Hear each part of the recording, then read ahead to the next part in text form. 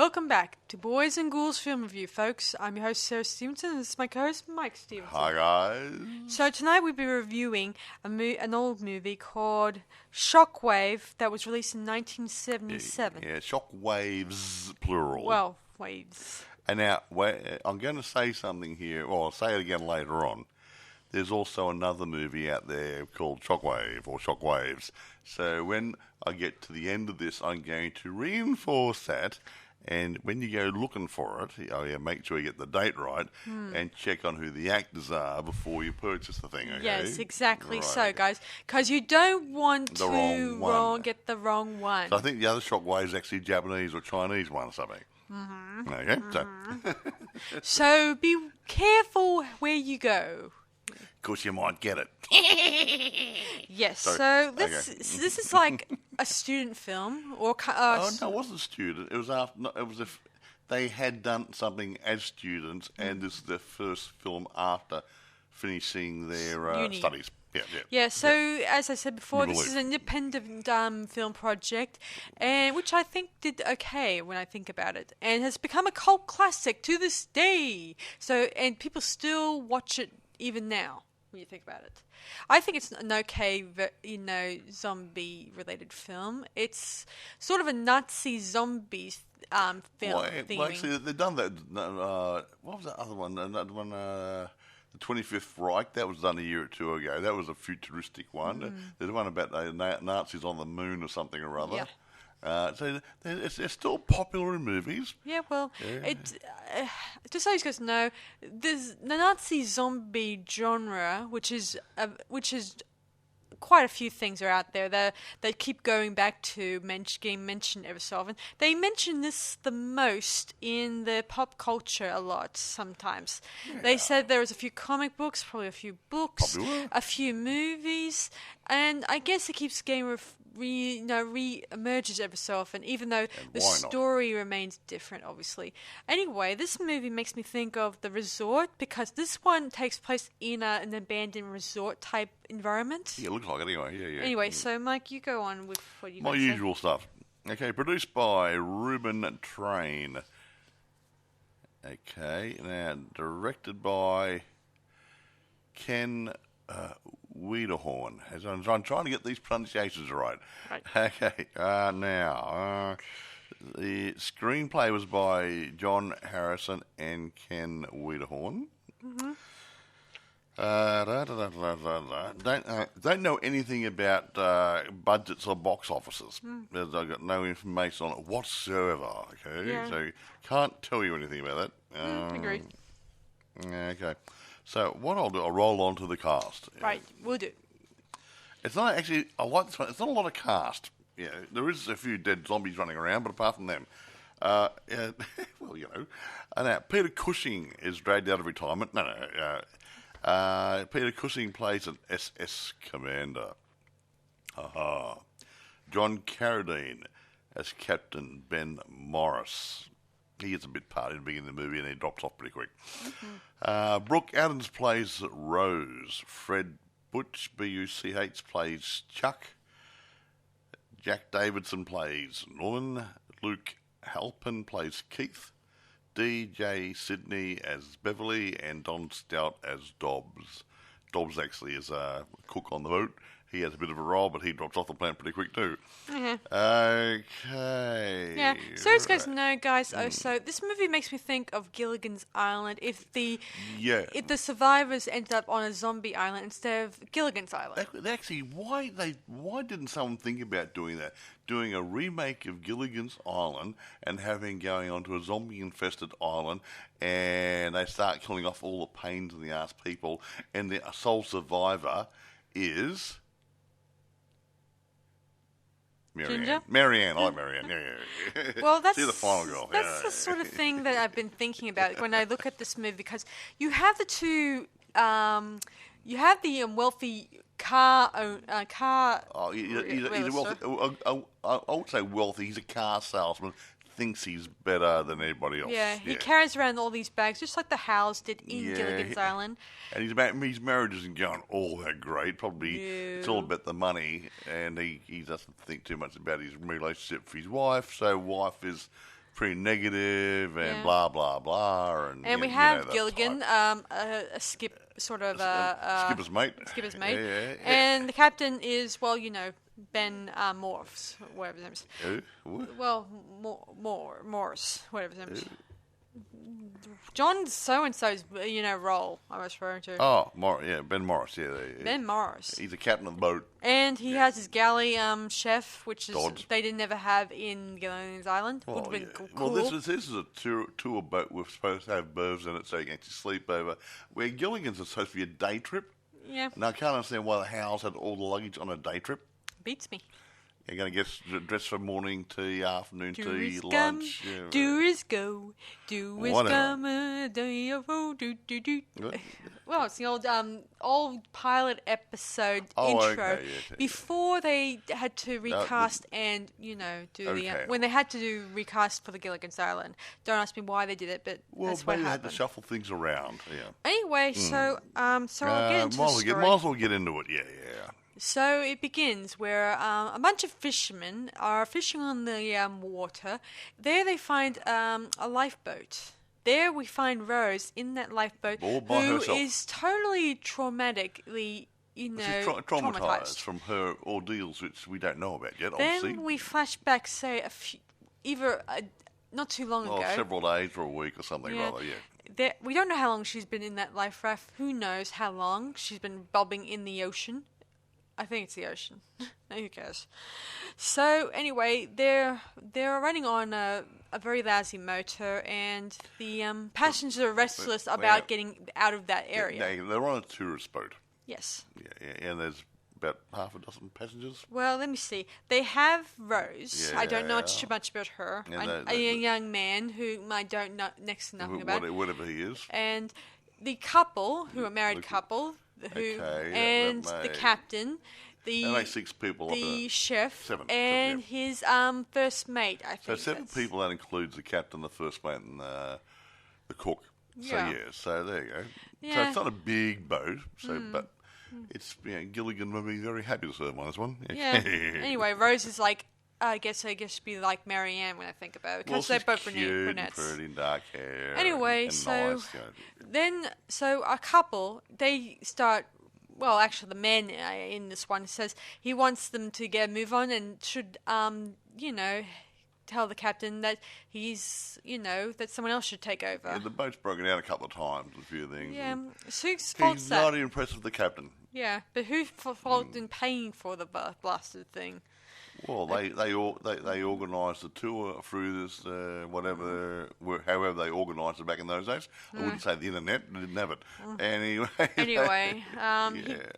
the guy goes on a bit about how the first mate or the chef should take over, but the first mate doesn't know much about magnitude and longitude, and north, south, east, and west. He's not as good as the captain. Yeah, the captain picked him once or twice, didn't he? The captain was showing him the magnitude and longitude on a piece of paper, and the guy didn't seem to know next to nothing about where to go.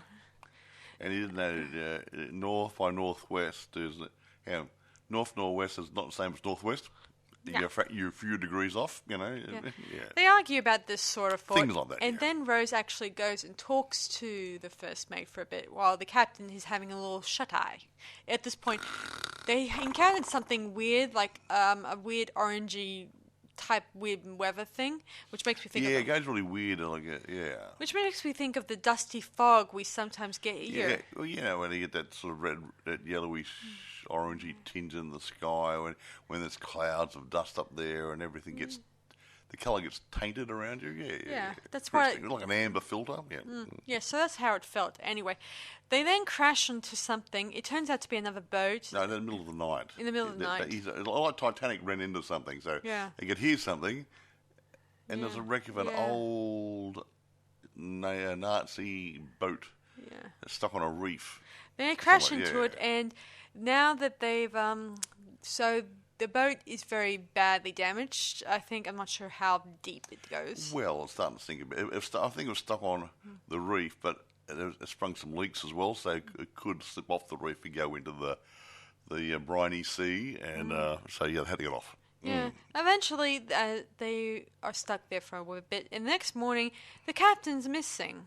And so they have no other choice but to go onto the island and see if there's any inhabitants. And they find the captain. Yeah, they Dead. find him dead, drowned. We don't know how. Because according to his first mate, he doesn't know how to scuba dive or scuba. You didn't have your scuba on, anyway. Yeah, he was practically topless. And He was topless. You don't go in swimming with a dinner suit on, do you? No. Of course, we did see Rose sometimes swimming in the ocean wearing nothing but a bikini. Well, would you like to see the captain wearing a bikini? No. Right, okay. Yeah. Anyway, silly question that is. Not necessarily. Not necessarily. Anyway, soon enough, they are on the beach and they start exploring the area. Of course, when they soon find abandoned motel. I think that's the best word to describe.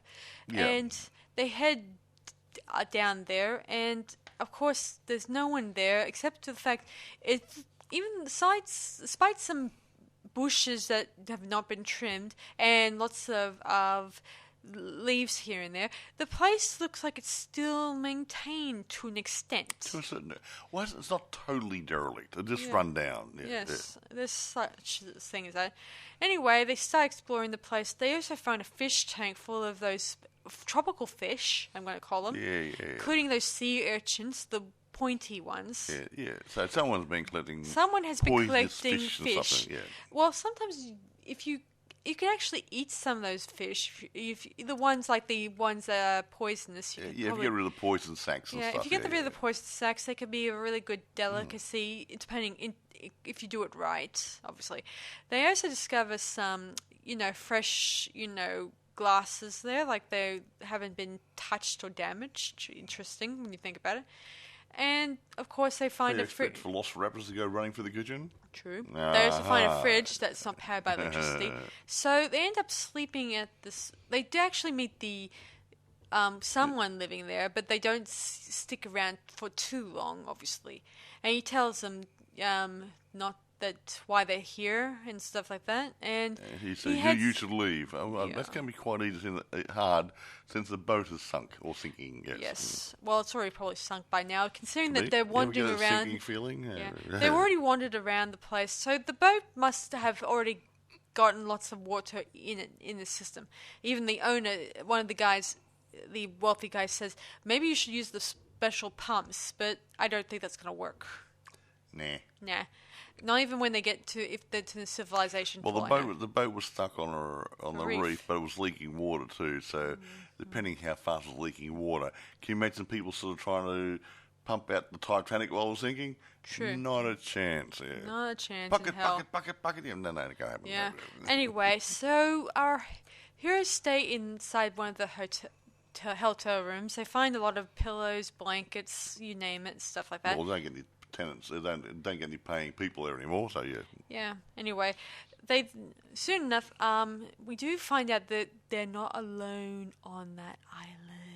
Aside from the hermit, there is Gilligan's Island. Oh, there you go then. Yeah. No, no. Yeah. One of the guys, I think it was the chef. He goes out and gets some. I guess he's fishing for fish food. If that's the word. Yeah, he went out for some. I got the impression he was going to go back to the reef where the boat was and see if we get some stuff off the boat, maybe. Yeah, but he came back with. Well, there's no food in the bag he had. Yeah, as it turns out, as he's heading through those waters, it's a lot of rivers and water areas in this, and he stumbles across as it turns out, this place is not just populated by the hermit guy they met. It turns out that these zombies are ex-Nazi soldiers. Yep. Are prowling the area and probably protecting their environment, or not really protecting their environment. That's where they ended up. They were made to be let loose in a battle, just go and killed indiscriminately. Well, they're here at the moment, and they're going to start killing indiscriminately. Yeah. They then, one of them kind of pushes and knocks the chef into those spiky I think it's sea urchins or something like that. Yeah. And he is impaled to death. Well, not impaled. He gets poisoned by the spears. He gets poisoned, of course. The guy the others find him, and they find the special, what do they call them? An insignia off the Nazi uniform.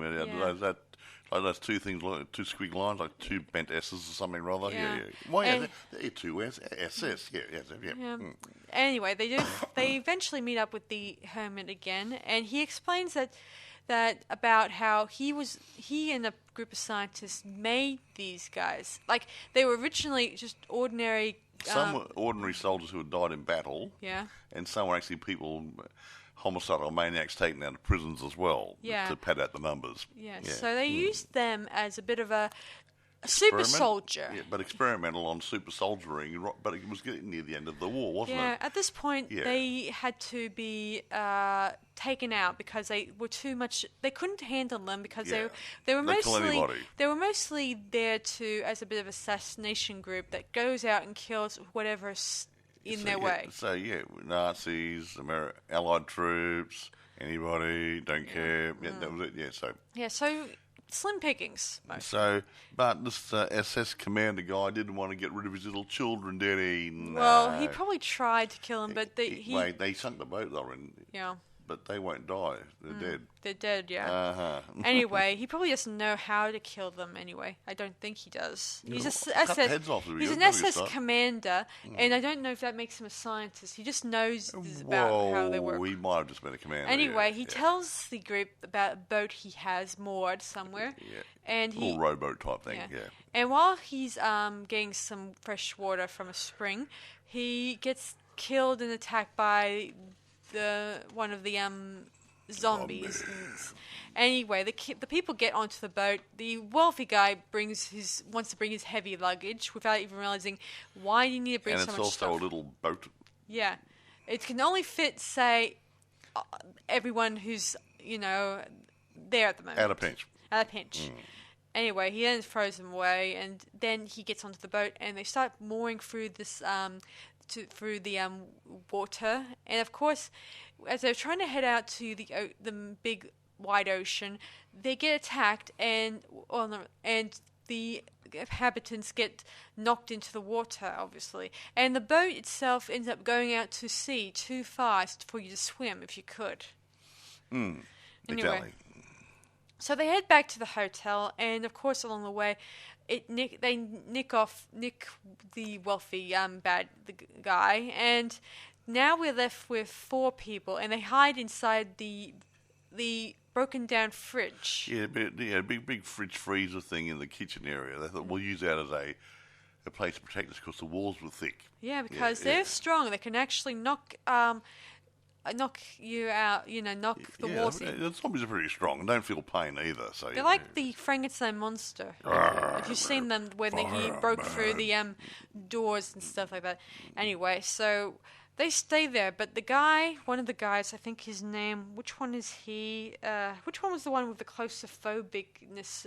I think it was. Well, that would probably have to be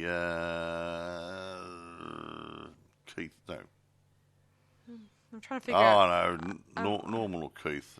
Because most of the time in this movie, they don't really exactly call each other by their names. It's like, hey, you over there, yeah. Hey, you over there? You there? Can you carry my bags? Yada yada, sort of thing.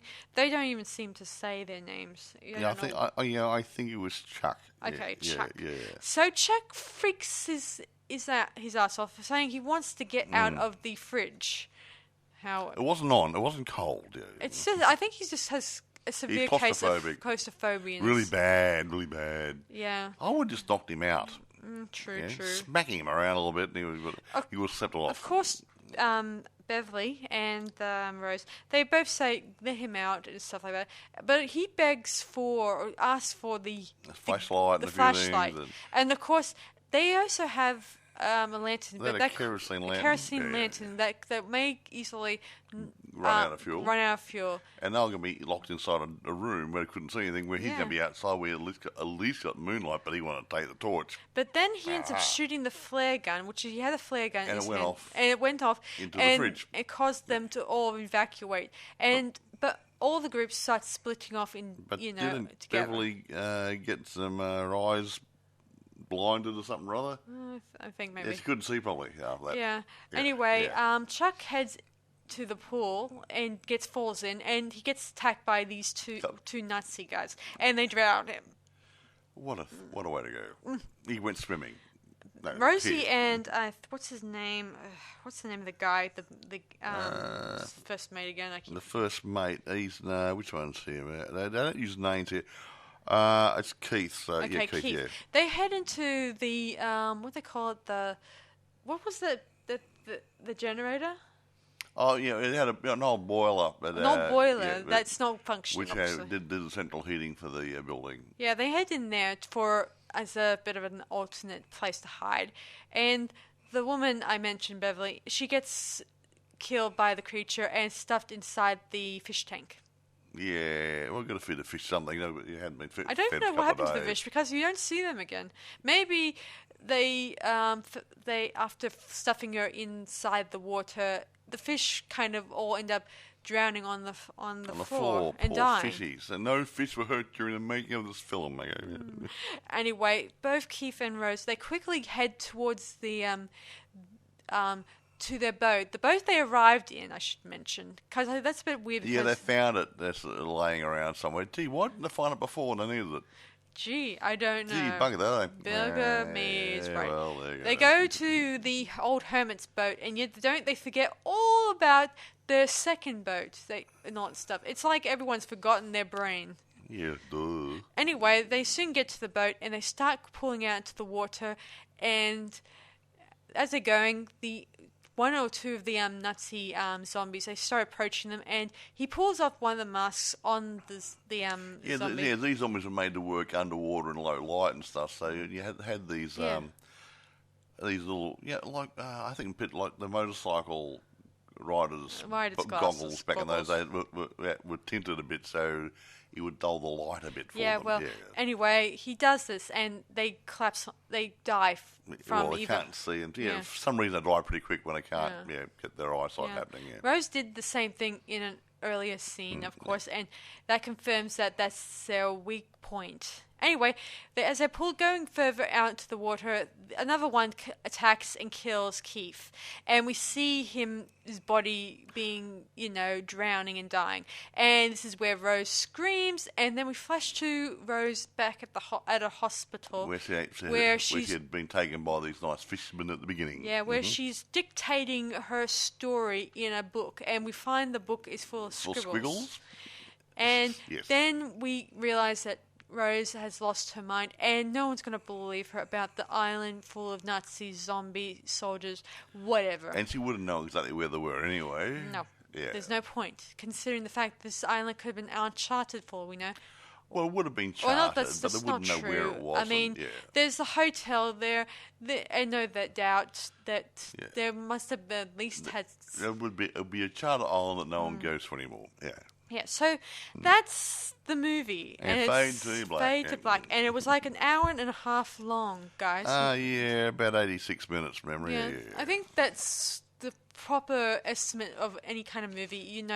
These days, movies go on for 2 hours. Sometimes 2 hours is too long if the story's a bit on the thin side. So look, back in the early days, things like a Charlie Chan movie or some of those sorts of things, those film noirs, were about an hour and 10 minutes.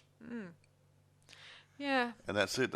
So you actually go to a theatre at night, you see a Charlie Chan movie, you might see a cartoon, and maybe, if you're lucky, it could be a double feature. So you might have a Mr. Wong, a Charlie Chan movie, and a cartoon in the middle or something. Yeah. So you had plenty of time to watch, have a good night out. Yes, so that's Shockwaves. And so let's dive into reception, if there is any reception to be had on this movie. Well, there's not a lot, and it's a bit blasé, so, okay. Okay, Monthly Film Bulletin commented that the zombie Nazis looked agreeably sinister when they first emerged from the bottom of the sea with dripping hair, hideously scarred faces, and uniform dark glasses. So that must be like I think the motorcycle guys had them. Anyway, but the film's inadequate budget is all too evident. So it was done at a low budget, but I don't know how much the budget was. It might be written down some of the notes here somewhere. So they didn't have much to play with. So they That's did what understandable. they could of what they had. Oh, here it is. Here's notes here. It was made on a budget of $150,000. Back in those days, that's probably about $1 million. And today maybe $900. $150,000. Okay, $150,000. But that's probably be about $1 million today. So when you look at a hire on the island and all the people and transport and blah blah and filming gear and blah blah. I imagine it goes on, yeah. I imagine when in reality they probably really slept inside that motel. When you think some of about the rooms probably made it quite comfortable. So it was a low budget film. So you wouldn't expect everything to be going really, really good. I wonder how many days of filming did they do there? I don't know. I might show up some notes here in a minute, but I don't think it shows.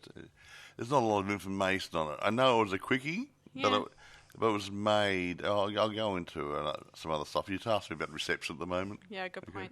But the film's inadequate budget was obvious. The script and the direction are also too ready to settle for simple repetitions. The sizable sunken footage is devoted to assorted characters stumbling through swampy shallows, out of which naturally zombies emerge with sinister intent. So what do you expect? It's not a city street, it's not an alleyway. It's obviously going to be a swampy island. Yeah. That's where they come from.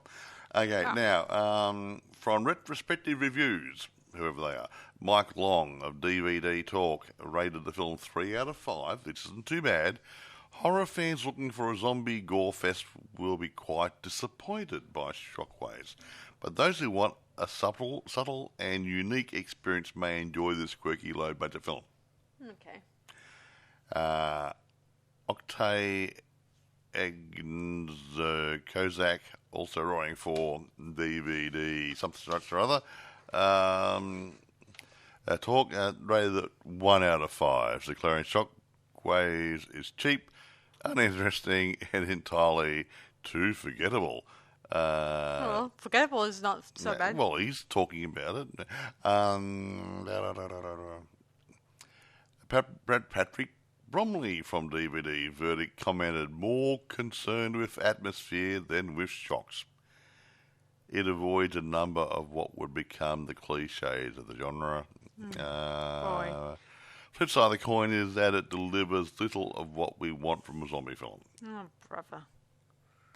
Patrick Nagel, also writing for DVD Verdict, said the movie is repetitious and boring. Now, I'm not going to say it's boring or not boring or anything. I don't think it's boring. It's slow different. moving. It's not an action zombie movie. It's different. It's more like a drama zombie movie. How's that? Yeah. So a drama always works a little bit slower. Yeah. And also, guys, not to get misinterpreted, guys, but this zombie film, even though it's a zombie film and all that stuff, I don't think it's like other zombie films, and it's not meant to be like everyone else's zombie films, because I think it was more of like the original approach to zombies, like the old zombie movies, the old voodoo approach. Yeah, they were slow moving, and they were slow moving. They killed. They had no remorse. And it was more like a drama with a bit of horror thrown in. And instead of the usual eating zombie brains, they just go out and kill indiscriminately. Now, wait a minute. There's 2 other reviews here of positives. Okay, cool. Writing for horror movies of the 70s, critic Kenneth Muir stated that despite Shockwaves being a low-budget exploitation film with a ludicrous B premise, copying B movies, Wiederhorn nevertheless makes it work. So he's saying it's good. Good. Peter Dendel, who wrote the zombie movie encyclopedia, said Shockwaves offers an undeniably creative and innovative approach to the screen presentation of a zombie at the height of the post-night decade in which such innovation was most lacking. So he was they're both singing his praises. Yeah. Now the point is, why is it so? I'll tell you why. Well, from my perspective, It's a nice, good little story. It's got enough scares in it to be scary. It's a drama. It's not an action. It's a drama with horror, not an action with horror. So, yeah, it's a bit slower paced. Apart from that, it's not a bad story. So, there you go. And some of these guys expecting running around ever-decreasing circles of hatchets and things like a Michael Myers killing people or Jason Voorhees. It doesn't always have to happen in a movie. I think they were just meaning that... No, they'd want more... I was saying it was boring, a drag. More action, more jump scares, etc., etc., etc. But which came to be the norm soon thereafter. But the point is that it doesn't always have to be running around in ever-decreasing circles or some guy with a hatchet or an axe or something or other. Yeah. So it's a bit more slow-moving than some people reviewing it would like to see. How's that? Anyway, I think I covered it. Yeah. I did like the ending because in that one scene where you see her scribbling away and no doubt the mental institute would not believe her about the zombies, even if she told them and all that stuff. I didn't believe her. And who knows, maybe the next people, the vacationers, may, easily encounter them next. Considering they're not dead. Most of them are still on the island. How do you kill them if they're not dead? Considering, I think we only had 2 zombies getting killed and the rest are still on the island. So they didn't technically kill off the zombies like they did in those, like in other movies, obviously. Only 2 got killed, but the rest are still on there. And which I don't mind, really, to be honest. I like the idea of they're still there, waiting for their next victim and all that stuff. Now, just going on with some production details, just a little bit. Mm-hmm. Yeah, it was supposed to be an island. Yes. Obviously, they didn't take everybody away to a deserted island. A little bit like Gilligan's Island wasn't out in the middle of nowhere. It's obviously they had it somewhere handy. Now, okay. This film was shot in Miami. Right. And West Palm Beach, Florida, with a budget of about $150,000, like I said. The swamp scenes in the film were shot near Miami's Crandon Park. It was,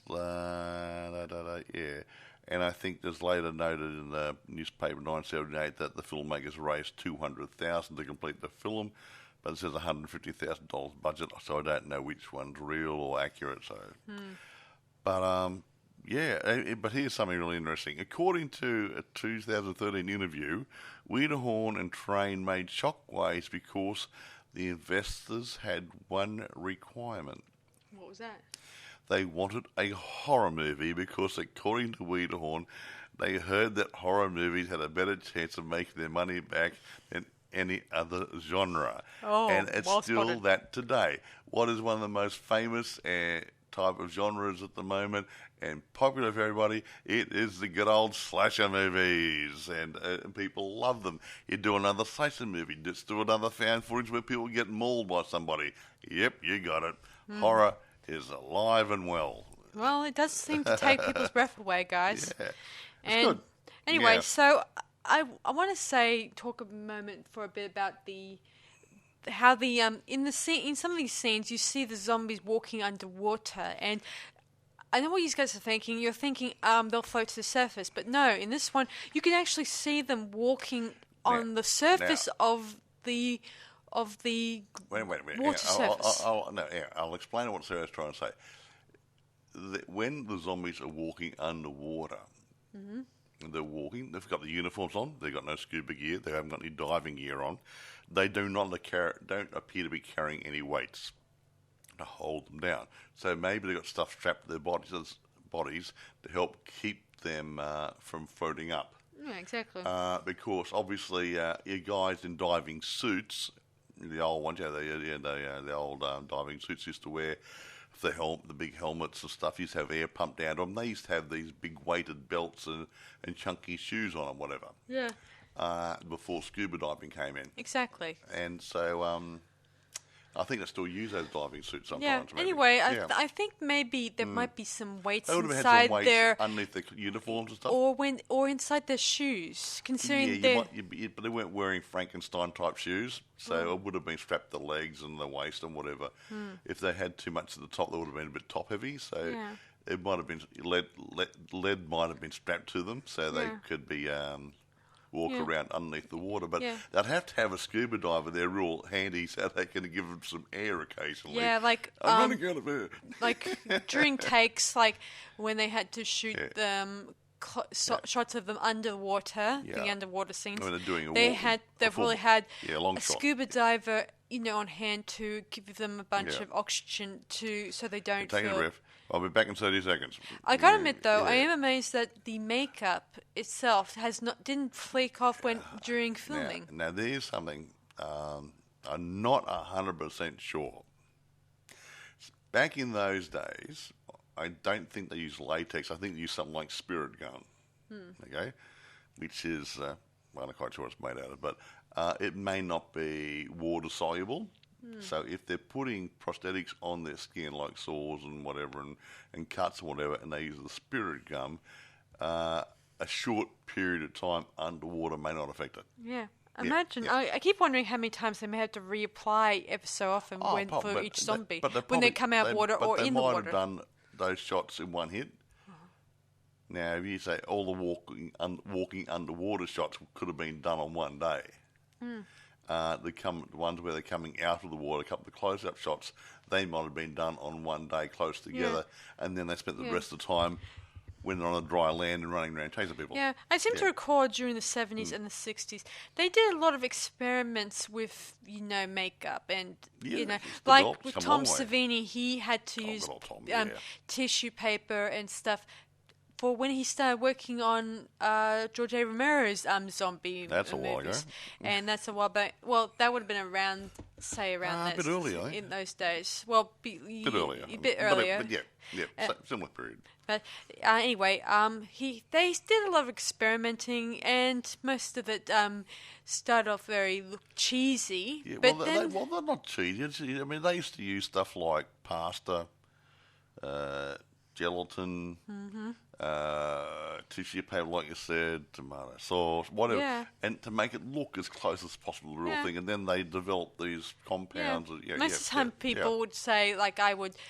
Oh, that looks so ketchup colourish. Doesn't look so real. Well, see, but black and white filming was a lot better because it wouldn't matter what colour it was. Yeah, it was chocolate. That colour. Well, in Psycho, exactly right. They used chocolate flavouring and for chocolate topping flavouring, whatever, in Psycho, because it stood out better in the shower scene. When it was going down the drain, wasn't red, it was brown. But it stood out better. Yeah, and I'm kind of glad they never made that into a coloured movie. Yeah, no, it would have lost something. To me, a lot of good black and white movies were good because of the way they filmed them and the way they use the light and low light and shadows and everything else to make it work. And when you colorise it, it takes something away. So I'd rather watch a good black and white movie than a colorised version of it. Yeah. I am glad that there was some good reception for this movie. So there's some hope that some people will understand it. It's a slow-moving horror. Will you take Frankenstein? Yes. Okay, where's the action? Right at the end when they chase him around and they get into the windmill thingy, watermill thing, whatever, and they set fire to it and he supposedly dies. Well, he doesn't really, but sets fire to it. But that's the last bit of the movie. Right. The rest of it, he's walking around going, fire, bad, that sort of stuff. And you don't really see a lot. Nothing really happens. You're just stopping around in the woods. Yeah. Yeah, and that's about it. Not a lot's happening. Yeah. So, it's that sort of genre, that sort of feel, Yeah, anyway, I do think, as I said before to you guys, I don't think this is the same type of zombie-related films like George A. Romero made or anything other than that. I think this was its own separate type of story. Look, George A. Romero did Night of the Living Dead, and I can still watch that today and enjoy it, even though that was a low-budget, crappy movie. No, not being rude about crappy, but it was a real basic movie, and that was a very limited budget, and it was a bit rough and ready, but it's still an enjoyable watch. Now, this movie comes to the same thing. Limited budget.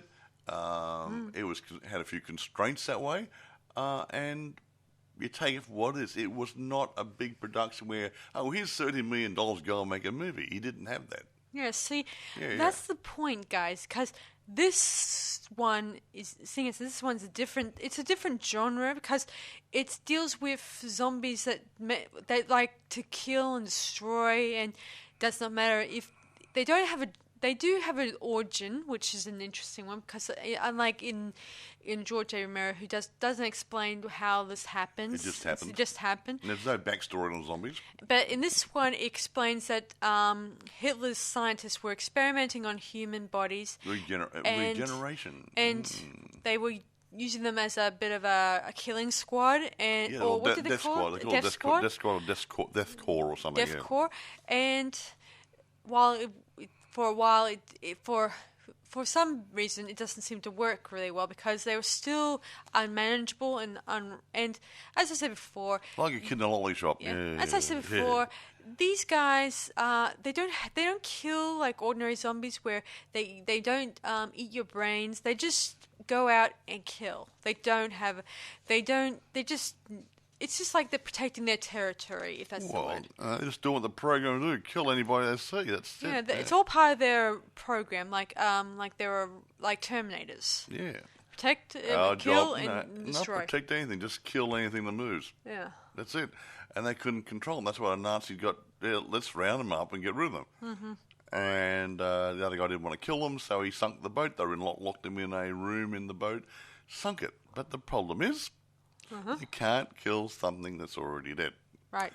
So I get the impression. He wasn't. The boat, the old derelict boat our people ran into in the beginning, supposedly wasn't there. It showed up, which means somehow or other it's come to the surface and during a storm or something, or done something. Don't know, because he said, "What's the boat doing?" There's no boat out there. So the SS commander went there to have a look to confirm it. Yeah, the boat's there? Where'd that come from? Yeah. So it's appeared out of nowhere. The sea has spewed it back up for some reason or other. Don't know. And the zombies obviously got out the little confines in it, and they said, right, let's go to the island and have fun in the sun. What? No? Yeah. Anyway, I do like the fact that this is an independent film, which I often love because independent filmmakers are the future of filmmakers in films. Yeah, I mean, the newbies are the lifeblood. Yeah, they're the light at. Well, they're the new generation of filmmakers, unlike the ones who continue following what the studios want. And everyone seems to forget. Everyone says, "Oh yes, but George Lucas, this, Steven Spielberg, that." It's George Lucas. What was his first movie? THX. Something or other. I think. I think that was a very low budget movie as well. It wasn't bad. I can still watch that today. And this was before American Graffiti. And just after he did student films, I don't know what they're called. I think that was his first movie or first major attempt at the movie after doing his studies. And it was a damn good movie for a low budget job. It was all done in a brand new car park. Yeah, that's what props. I mean, guys. Because George A. Romero, Wes Craven, the whole bunch of them started off as independent filmmakers. They were the new faces back then. Yeah. But now we've come to... I think they're the old faces. They're really, really good. And now these days people respect them because they're the movers and shakers. The movers and shakers. Yeah. But we need to find new movers and shakers. Yeah, because these guys are going to drop off the planet. Because we already lost Wes Craven. Yeah. We lost George. We have James still hovering around somewhere, and we have George, and we have Stephen running around. But they're going to fall off the planet soon, and we need to find new flesh not too blood. Soon, I hope, but they will. And we need to find new people soon. Yeah. I mean, soon enough, it's going to. it's if the way things are going at the moment with the whole strike thing. I don't know if you guys heard about it. There's a strike going on in America at the moment. They would know about it. It's in and the news.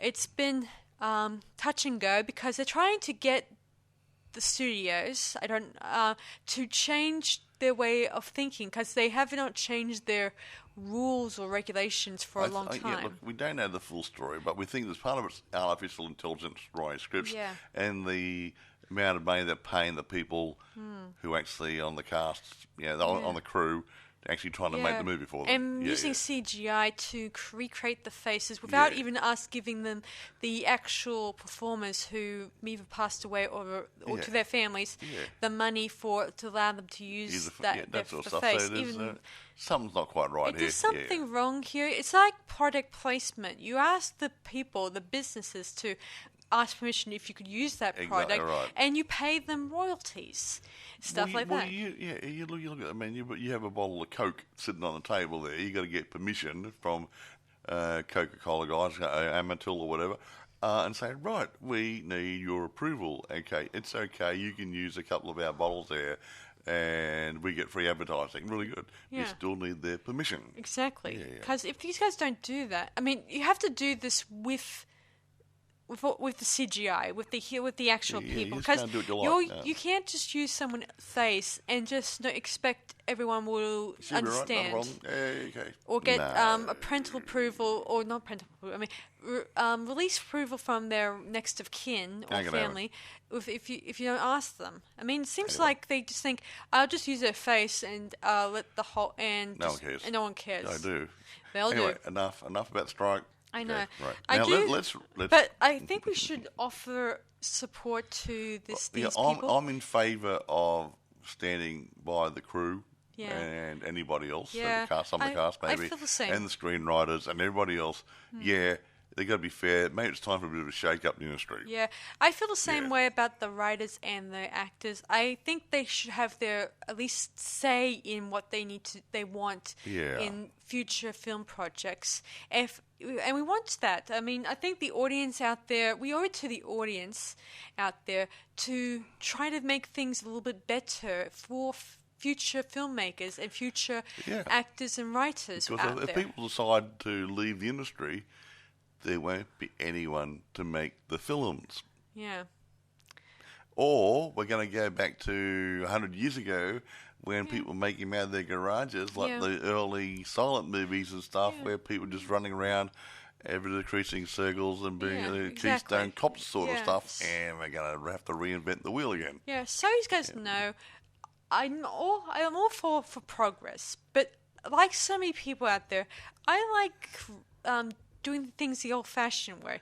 I like reading and writing I like reading from a book, not an iPad. I like to write with an actual book, with a pen and a piece of paper. And I prefer doing things the old-fashioned way sometimes. Well, I do. I prefer jotting notes down and then go to the computer after I got my thoughts together when I want to save it and jiggle around and a bit. And I don't want to replace actors with CGI or robots or anything else. I would like it if they're given. I would love it if for them to experience acting and all that stuff. Anyway, that's my thoughts about it. So moving on, let's rate this movie before I'm going to give it 8.5. I'm going to give it 9.5. Generous. I like the independence, and I like independence too. And I like test films like this. I think it's just, to me, it's a little bit slow for me. I'm not saying it's too slow. It's just that I like a little bit more faster pace. That's why I don't like the shows your mum watches. Don't tell her that. Because her show's a bit slow to me, and I go boring, nothing's happening here.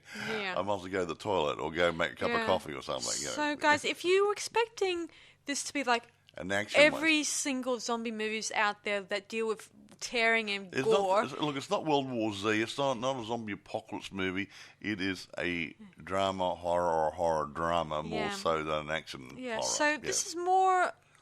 its own genre, not no. like the other zombie movies. This is just its own zombie genre. It's a story with horror in it. It's not going to have gore. There's going to be the killings are like Frankenstein, like Mike says. Firebird, and that's about as far as it goes. And the other person being killed. There you go. So don't expect them to tear up a few limbs and turn another person to a zombie, because that's not going to happen. Nah. So don't expect it to be like that, guys. Just keep an open mind about this movie. It's not a bad film. Now, having said that, you can buy them on eBay. And don't confuse it with the other movie we mentioned, I'll guys. do that in a minute. Okay, eBay, you can buy some. There's plenty for sale there. Amazon, it is rentable. Right. And it's there for sale. Right. I'm going to reinforce these couple of things here. Being an old movie, there might be VHS and laser discs out there, so be careful of what you are getting. Exactly. And to reinforce what I said earlier, there is, I think it's a Chinese or Japanese, or an Asian movie called Shockwaves. When was it came out? That was done later. But the point is, it's still got the same name. So when you go looking for this, whether you do it through eBay, Amazon, or some other platform or whatever, or a streaming service, it's Shockwaves. It's 1977. Right. One of the main stars is Peter Cushing. Okay, and the lead lady is Brooke Adams, I believe. So if you see those names popping up, you have got the right movie. Yeah. Okay, so yeah. Yeah. If you don't get this one, you're going to get the other one, which may not be the right movie. Yeah. So remember what Mike says. Remember the name and the year and the name and the list of actors that come after it. Yeah, but remember, Shockwaves, 2 words, 1977. Yeah. With Peter Cushing and Brooke Adams in it. Yeah, and remember the poster, guys, because in the poster it has the zombie Nazi wearing the weird goggles. Yeah, it looks like welding glasses and bike glasses, whatever. Like those ones. Yeah, and the zombies are coming out of the water holding. It looks like holding a boat in their hand. Yeah, it looks like they're holding their small boat that they arrived in their hands. And remember the fact they're wearing Nazi uniforms, which a good giveaway. Yeah. So if you see the poster for it or the cover, because if you do see a newer version of the poster, just remember those details. Yeah. Anyway, irrespective. There you go. Done. Finished. Okay. So thanks for listening to our latest podcast, everyone. Be sure to check out my new vlog series that just came out, the Fangirl Review. Oh, wow. So be sure to check it out and let me know what you guys think of it as usual. Please give me likes and comments and a bit of feedback. It will be nice too. Nice feedback, not destructive. If it's a negative criticism, say why it's negative. I didn't like it because... And if it's junk mail comments you guys send me, I'm going to throw them out. Yeah. So constructive criticism, whether it's good or bad, is good. But, I don't like it, it's not constructive criticism. I just meant like some people often post something that that's not important. Yes, Like junk mail. Like someone says, "Oh, can you go on this page for us, please?" No, I'm not going to do that, and unless it's for a movie review. No. Yeah, whatever. Anyway, let's kill it. Or a stupid quote from a movie. No. I got a bad feeling about this. That's a good quote, isn't it? No. Anyway, though, that's about it from us, guys. So, thanks for listening to our latest podcast, everyone. This is Sarah Stephenson. And Moral. Saying see you guys around on Boys and Ghouls Film Review. Bye for now. Bye, guys.